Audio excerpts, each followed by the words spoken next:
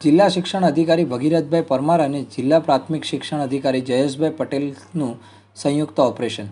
શાળા સંચાલક સ્કૂલને તાળા મારી ફરાર. ભાગતા ડફેરો અનેક ભૂતની પૂંછડી પકડાશે. રાજકોટ, અમદાવાદ બાદ સુરતમાં આજ શિક્ષણ માફિયાઓ અને શિક્ષણ મંત્રીના હોમટાઉન સુરતમાં બોગસ વિદ્યાર્થીઓ, બોગસ સ્કૂલ, બોગસ હાજરીપત્રક, બોગસ આવક, બ્લેક મનીનો ધંધો, દેશદ્રોહી બનાવટી દસ્તાવેજો, જીઆર, બોગસ શાળા મકાન, કાગળ ઉપર કાગના વાઘ જેવા રમતના મેદાન અને આતંકવાદી બળાત્કારી કથિત શિક્ષકો ધરાવતી એક શૃંખલા પકડાશે એવું જણાઈ રહ્યું છે. જિલ્લા શિક્ષણ અધિકારી શ્રી ભગીરથભાઈ પરમાર અને જિલ્લા પ્રાથમિક શિક્ષણ અધિકારી જયેશભાઈ પટેલ આજે રણ મેદાનમાં ઉતર્યા હતા. એમની ટીમ સર્ચ ઓપરેશનમાં આજ સત્તાવાર 9 વાગ્યાથી જ્ઞાન ભાસ્કર અને ડોન બોસ્કો સ્કૂલ પહોંચી હતી. તાલુકા પ્રાથમિક શિક્ષણ અધિકારી વિરલ ચૌધરી અને બીટ નિરીક્ષક નજીકની સરકારી શાળાના આચાર્ય ઝોલવા ગામ જ્ઞાન ભાસ્કર પહોંચે એ પહેલાં જ્ઞાન ભાસ્કર સ્કૂલ સંચાલક તાળા મારી ફરાર થઈ ગયા હતા. ગઈકાલે જ વિદ્યાર્થીઓને વોટ્સએપ પર મેસેજથી સ્કૂલમાં 2-3 દિવસ રજા રહેશે તેવો મેસેજ પસાર કરી શાળા બંધ કરી ફરાર. વિરલ ચૌધરી જેવા અધિકારીઓને સરકાર લાખો રૂપિયા પગાર ચૂકવે છે, છતાં એમની છાતી ઉપર અમાન્ય સ્કૂલમાં 150 જેટલા વિદ્યાર્થીઓ ભણે છે. આખતે કેવું હપ્તારાજ હશે. નફામાં એલસી વેચી રહ્યા છે. ચોર ચોરી કરે, ચોકીદાર વિરલ ટીપીઓ શંકાસ્પદ ભૂમિકામાં.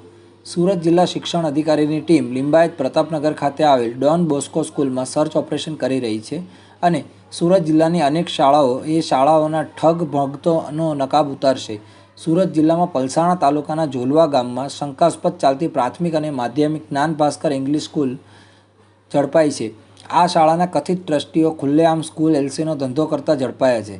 જ્ઞાન ભાસ્કર ઇંગ્લિશ સ્કૂલ દ્વારા અનેક પ્રકારના અનૈતિક કરતૂત કરી અસંખ્ય વિદ્યાર્થીઓ અને વાલીઓ સાથે છેતરપિંડી કરી છે. શહેર પોલીસ કમિશનર અને જિલ્લા પોલીસ વડાએ વાલીએ ફરિયાદ કરી છે એવી જાણકારી મળી છે. નવાગામ, ડિંડોલી, લિંબાયત, રાંદેર અને કડોદરા વિસ્તારની અનેક સ્કૂલો જ્ઞાન ભાસ્કર ઇંગ્લિશ સ્કૂલ સાથે 2 નંબરી ભાગીદારીમાં ભૂતિયા વર્ગ વિદ્યાર્થીઓ પ્રાથમિક અને માધ્યમિક શાળા ચલાવે છે એવું તાલુકા પ્રાથમિક શિક્ષણ અધિકારીઓ ઓફ કેમેરા ઓન મોબાઈલ કબૂલ કરેલ છે. જે જગ્યાએ સ્કૂલ, મકાન, મેદાન જ નથી એવી શાળાઓમાં શાળા છોડવાના પ્રમાણપત્ર બનાવી વેચી બોગસ નાગરિકો પેદા કરી દેશદ્રોહ કરી રહ્યા છે. આ લેખ લખાય છે ત્યારે ડીઈઓ અને ડીપીઓ, ટીપીઓ કચેરીના અધિકારીઓ જુદી જુદી સ્કૂલ પર રેડ પાડી રહ્યા છે. શિક્ષણ અધિકારીઓની તપાસમાં અનેક બોગસ સ્કૂલ, બોગસ ભૂતિયા એલસી શાળાના ઓન પેપર મેદાન, મકાન ઝડપાશે તેવું જણાઈ રહ્યું છે. સુરત અને સુરત જિલ્લાના ચોપડે જે સ્કૂલ બોલાતી જ નથી એવી શાળાના ટ્રસ્ટ સામે દંડાત્મક પગલાં લેવાય તો લાખો રૂપિયા સરકારની તિજોરીમાં જમા થશે. ભૂતપૂર્વ જિલ્લા શિક્ષણ અધિકારી એમ.એચ.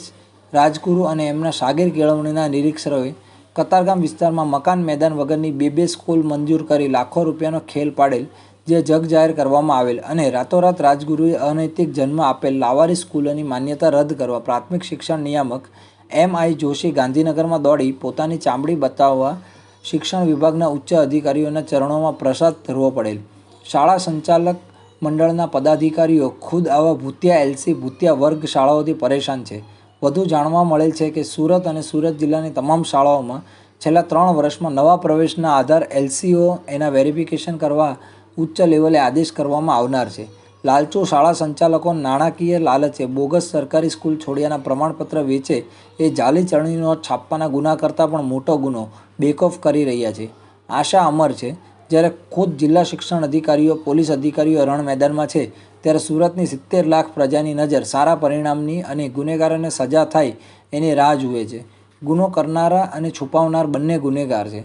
શાળા આચાર્યના ધ્યાનમાં બોગસ એલસી આવે તો શાળા છોડી નજીકના પોલીસ સ્ટેશનમાં તાકીદે પ્રાથમિક ફરિયાદ કરી દેવી જોઈએ. અન્યથા આ વેપલામાં તેઓ સામે ગુનો દાખલ થશે એવું કાયદાના વિદ્વાન વર્તુળો પાસેથી જાણવા મળેલ છે. બોગસ એલસી વેચનાર જ્ઞાન ભાસ્કર સ્કૂલના ફરાર સંચાલક મિશ્રા સામે પોલીસ કેસના એંધાણ. આવા દેશદ્રોહી માફિયા ડોન શાળાના સંચાલકોનો ભોગ બનનાર બાળકોના વાલીઓએ તાત્કાલિક જિલ્લા શિક્ષણ અધિકારીને ફરિયાદ કરવા શિક્ષણ અગ્રણી દીપક પટેલ અને સામાજિક આરટીઆઈ કાર્યકર દર્શન નથવાણી, અશોક પાટીલ અનુરોધ કરે છે. બ્યુરો રિપોર્ટ, તન્ના સમાચાર.